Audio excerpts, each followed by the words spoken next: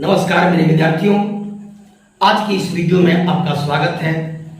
आज इस वीडियो में मैं आपको पढ़ाने जा रहा हूं now the leaves are falling fast का लाइन बाय लाइन हिंदी भावार्थ। मेरे विद्यार्थियों, इससे पहले मैं now the leaves are falling fast पर 2 पॉइंट आपको वीडियो दे चुका हूं। एक में वर्ड्स मीनिंग है और दूसरे में कवि परिचय है। आप उस दोनों वीडियो को जरूर देखे होंगे। यदि आप नहीं देखे हैं तो आप उन दोनों वीडियो को देख लीजिए। वीडियो को शुरू से अंत तक देखिए। मेरे विद्यार्थी, यदि अभी तक हमारे चैनल को आप सब्सक्राइब नहीं किए हैं तो रिक्वेस्ट है आप मेरे चैनल को सब्सक्राइब कर लीजिए, लाइक कीजिए। पढ़ाई कैसी लग रही है आप मुझे कमेंट जरूर दीजिए मेरे विद्यार्थियों।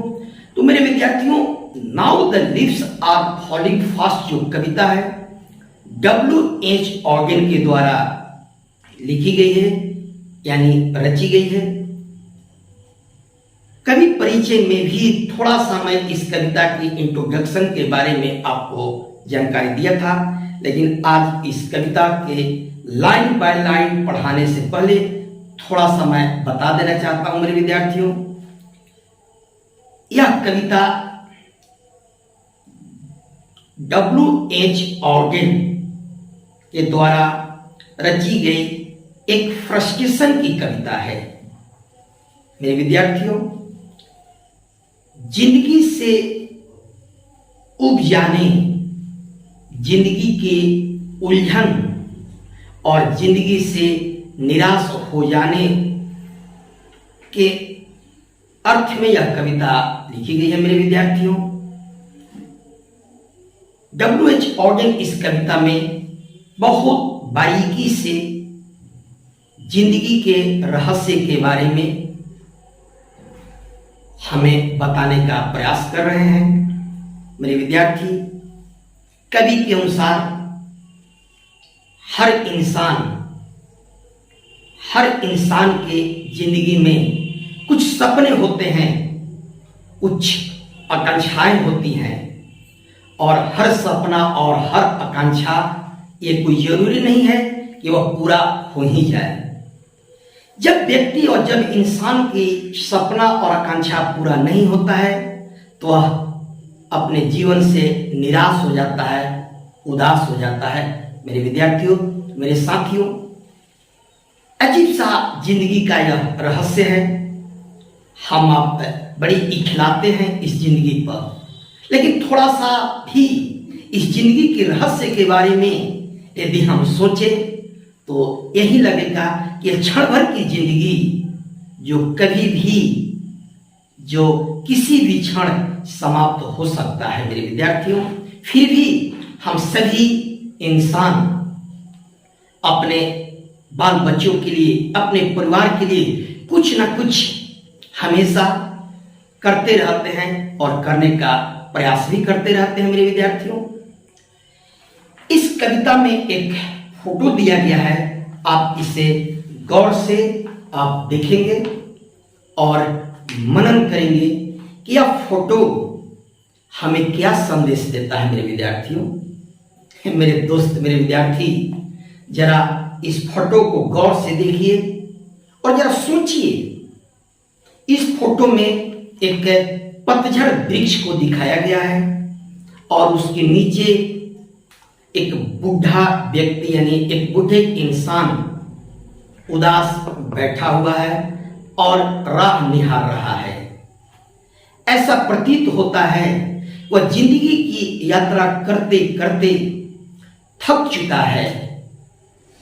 जिस तरह से यह वृक्ष अपना सारी पत्तियां गिरा दिए हैं, सारे पत्तियां उससे झड़ गए हैं, उसी तरह से इस इंसान का भी जिंदगी अब समाप्त की ओर जा रहा है। और शायद यह बैठे बैठा अकेला इंसान यही सोच रहा है कि भगवान यानी खुदा मुझे कब अपने पास बुला ले। मेरे विद्यार्थी, यही जिंदगी का फ्रस्ट्रेशन है। कभी बहुत बारीकी से जिंदगी की उदासी और उलझन को इस कविता में समझाने का प्रयास कर रहे हैं। तो आइए मेरे विद्यार्थी, हम कविता को शुरू करते हैं। इसके लाइन बाय लाइन भावार्थ को आपको समझाते हैं। इससे पहले इस कविता में जो जो इंपॉर्टेंट लाइन है उसको मैं अंडरलाइन कर दिया हूं लाल रंग से। आप उस पंक्तियों को ध्यान से याद कर लेंगे, स्मरण कर लेंगे, क्योंकि ये कहीं से भी दो पंक्ति आपको एग्जाम में दिया जा सकता है और उसका एक्सप्लेनेशन पूछा जा सकता है। इसका भावार्थ लिखिए। इस तरह के 3 तरह के क्वेश्चन पूछे जाएंगे। एक तो एक्सप्लेनेशन पूछे जा सकते हैं, दूसरा 2 लाइन कहीं से दे दिया जाएगा और पूछ देगा कि इसके कवि कौन है, और तीसरे तरह के क्वेश्चन मेरे विद्यार्थी ये भी पूछ सकता है ये 2 लाइन दे करके कि किस कविता से लिया गया है। इसीलिए मैं जो जो इंपॉर्टेंट पंक्तियां हैं उसको मैं रेड से अंडरलाइन कर दिया हूं, उस पर थोड़ा विशेष आप ध्यान देंगे। तो आइए हम फर्स्ट स्टेंजा शुरू करते हैं कवि के भाव में। जहां तक कवि की सोच है, समझ है जिंदगी के बारे में, और जहां तक हम आप जिंदगी के रहस्य को समझ पाते हैं। First stanza, now the leaves are falling fast, nurses flowers will not last. अब तेजी से पत्ते गिर रहे हैं, झड़ रहे हैं। Nurses flower will not last, और छोटे छोटे नर्सेस फूलें अब नहीं बचेंगे।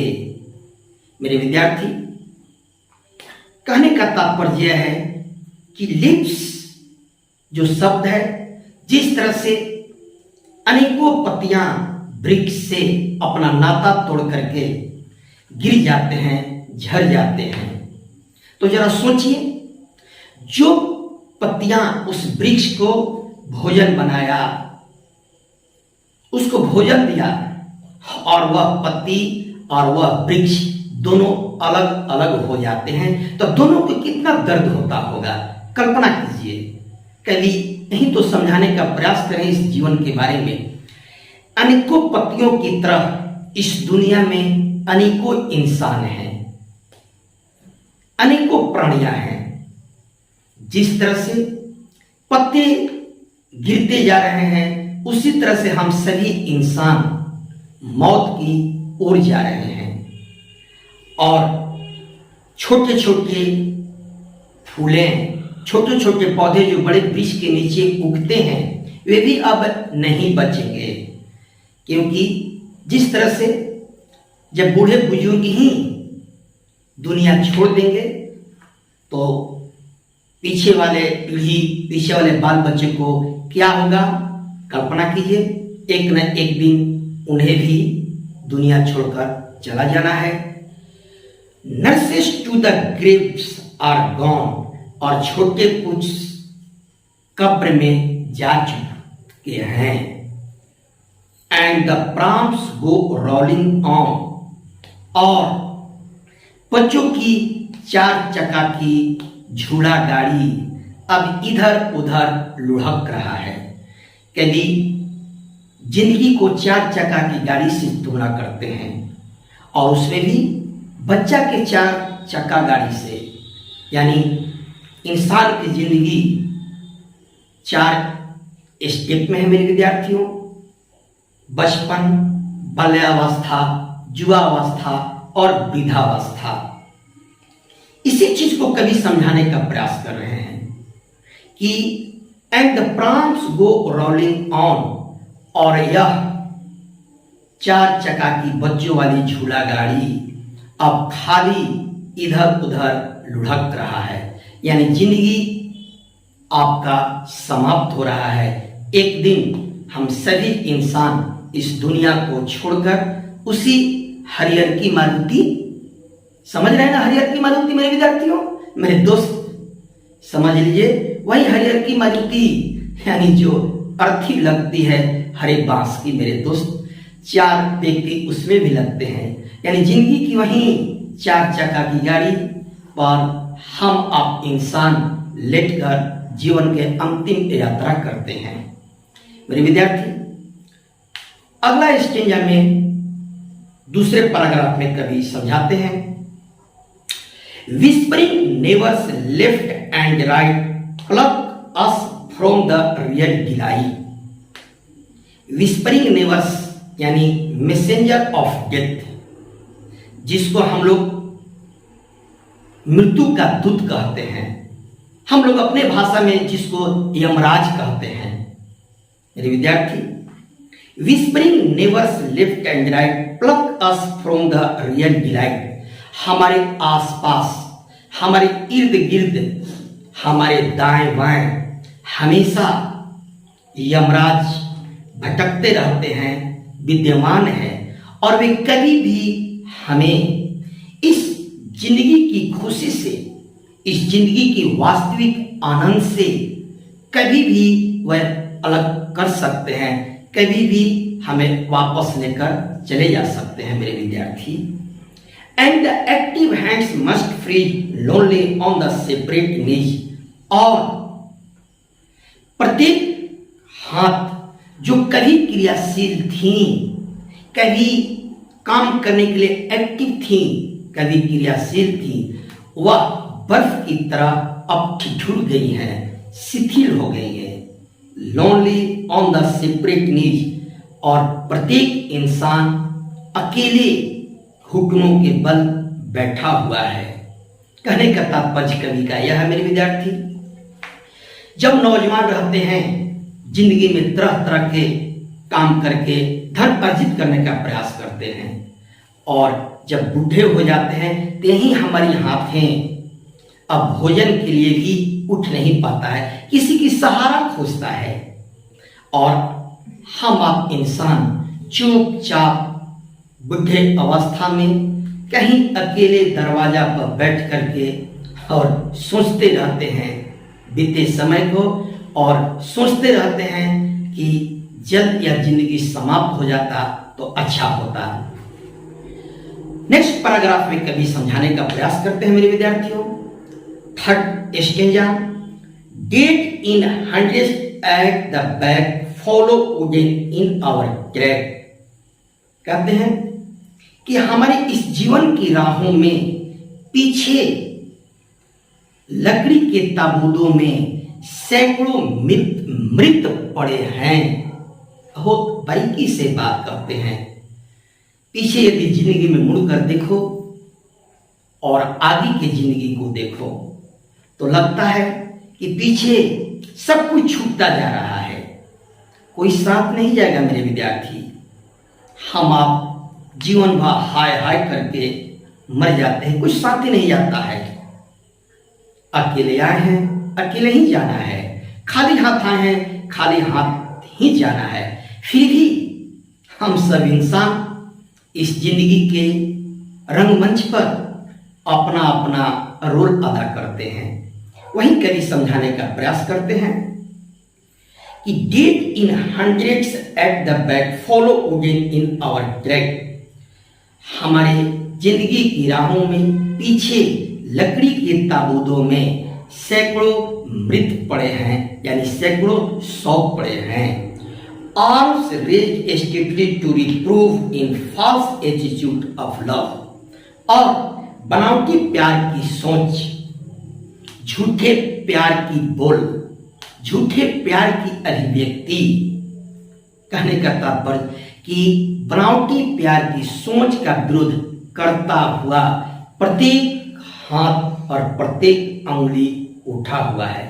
कहने का कवि का तात्पर्य यह है मेरे विद्यार्थी कि जब जिंदा इंसान है, जब बुढ़ापा में उसको मदद की जरूरत है, किसी की सहायता की जरूरत है, हम आप अच्छी तरह से माँ बाप का सेवा नहीं करते हैं, एक गिलास पानी देने में भी संकोच करते हैं, और वहीं माता पिता हमें गोदी में लेकर के बचपन में अपने हाथों से मुंह में खिलाया करते होंगे। तो क्या मेरी कर्तव्य, हमारी कर्तव्य नहीं है? क्या इंसान की कर्तव्य नहीं है कि माता पिता जब बूढ़े हो गए तो जिस तरह से बचपन में हमें उन्होंने हाथों से खिलाया, हम भी उन्हें खिलाएं। लेकिन समाज का विडंबना समाज में जो आप देख रहे हैं, बहुत ही समाज की परिस्थिति और स्थिति भिन्न होती जा रही है। मेरे विद्यार्थियों, मेरी सलाह है आप ऐसा हरगिज नहीं करेंगे मेरे विद्यार्थी, मेरे दोस्त साथी। और जब मृत शरीर और जब अर्थी पर निकलता है तो हम लोग बनावटी आंसू बहाते हैं, बनावटी दिखाते हैं, रोते हैं, कलपते हैं। आखिर ऐसा क्यों? जीते जी सेवा नहीं किए, जीते जी उनको सहारा बुढ़ापा में नहीं बने, और जब वह दुनिया छोड़ रहे हैं, वह इंसान जब दुनिया छोड़ रहा है तो झूठी और बनावटी प्यार आप दिखाते हैं, रोते हैं, बिलखते हैं। मेरे विद्यार्थी, नेक्स्ट पैराग्राफ यानी चौथा स्टेंजा में कवि समझाते हैं, starving through the leafless wood trolls run scolding for their food. कहते हैं कि दरिंदे, भूखे दरिंदे अपनी भोजन की तलाश में गुराते हुए इस पताहीन जंगलों में भटकते चलता है। यानी मेरे विद्यार्थी, यह आत्मा, यह जो प्राण जो हम लोग आत्मा कहते हैं, यह जब शरीर को छोड़ करके निकल जाता है तो इस ब्रह्मांड में भटकते चलता है। कब इसे दूसरा शरीर मिलेगा यह भगवान ही जानते हैं। वहीं कवि कहते हैं कि यह अपने भोजन की तलाश में भटकते चलता है। And the Nightingale is dumb and the angel will not come. और यह बुलबुल मौन पड़ गया है। यानी हम अभी हंस बोल रहे हैं आप सभी विद्यार्थियों के साथ है, क्षण भर में मेरे विद्यार्थी कुछ भी हो सकता है। यह जो बुलबुल है, जो प्राण है, जो आत्मा है, यह शरीर को छोड़ करके क्षण भर में उड़ जाएगा और यह शरीर मौन पड़ जाएगा मेरे विद्यार्थी। कवि का कहने का तात्पर्य है and the angel will not come. और कोई भगवान का कोई भी दूत अब नहीं आएगा। लास्ट पैराग्राफ में मेरे विद्यार्थी कवि समझाने का प्रयास कर रहे हैं, cold impossible ahead lifts the mountains lovely head. ठंड असंभव आगे पर्वतों की लवली हेड, पर्वतों की ऊंची ऊंची प्यारी चोटियां, खूबसूरत चोटियां, whose white waterfall would bless travellers in their last distress. जिससे सफेद झरने बह रहे हैं, अंतिम यात्रा कर रहे पथिक को सुकून देते हैं और आशीर्वाद देते हैं। मेरे विद्यार्थी, travellers in their last distress, जीवन की यात्रा करते करते यात्री यानी पथी अब अंतिम समय में वह मौत को प्यारा बन जाता है, यानी भगवान को प्यारा बन जाता है, जीवन समाप्त हो जाता है मेरे विद्यार्थी। इस तरह से मेरे विद्यार्थी कभी इसमें बहुत बारीकी से जीवन की सच्चाई को, अपनी भावना को बहुत ही सुंदर ढंग से व्यक्त किए हैं मेरे विद्यार्थी। सचमुच में इंसान जीवन की यात्रा करते करते अंत में थक जाता है और इस दुनिया को छोड़ करके भगवान को, खुदा को प्यारा हो जाता है।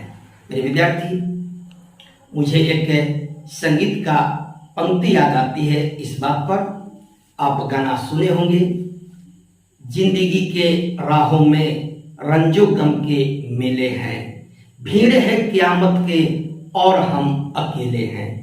कितना बढ़िया संगीतकार ने गीत लिखा है, कितना बढ़िया गाने वाला ने गाया भी है। जिंदगी के राहों में रंजो गम के मेले हैं, भीड़ है क़यामत के और हम अकेले हैं।